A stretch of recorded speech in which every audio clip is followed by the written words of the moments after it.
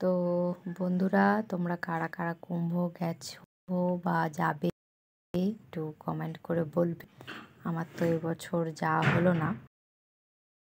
12 সাল পর পর আসে, 12 সাল পর পর মানে এই জন্য আসে যে ওদের যুদ্ধ হয়েছিল অমৃতসর নিয়ে 12 বছর ধরে, সেই জন্য 12 বছর পর পর আসে।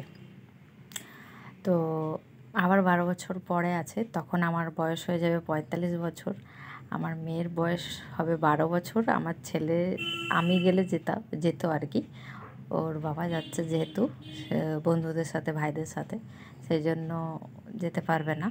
ওর তখন বয়স হয়ে যাবে 24 বছর। তো আগের বছরে এই আগের বছর বলছি 12 বছর পরে আবার পূর্ণটা আমি করব। তো এই বছরে আমার বর পূর্ণটা করে নিচ্ছে। পূর্ণ কিছু না,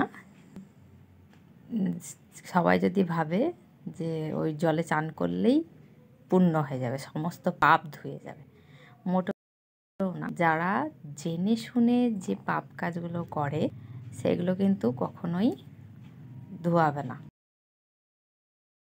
ঠিক। আর যেগুলো অজান্তে হয়ে যায় সেগুলো ঠিক আছে, সেগুলো মাফ করে দিতে পারে ভগবান, কিন্তু জেনে শুনে যে পাপগুলো করে মানুষে সেগুলো কখনোই ধোবে না।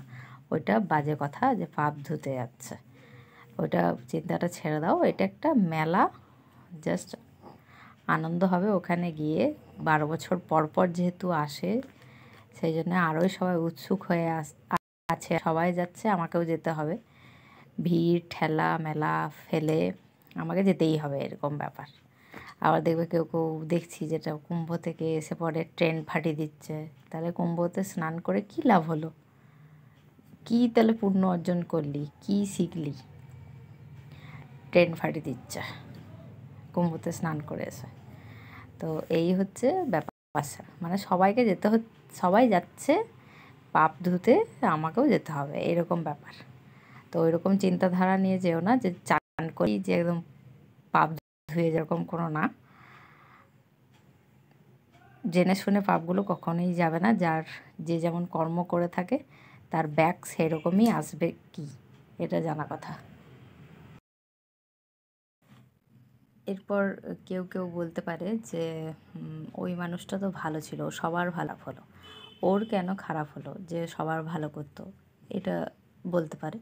তো তার খারাপ হওয়ার পেছনেও কারণ আছে, যেমন হয়তো আগের জন্মের পাপের ফলটা সে এই জন্মে ভুগলো, এটা হচ্ছে বেসিক কারণ। তো এই জন্মে জেনে শুনে আমরা কেউ খারাপ কাজ করব না, কারোর খারাপ করব না, এবং জেনে শুনে পাপ থেকে বিরত থাকবো, ঠিক আছে?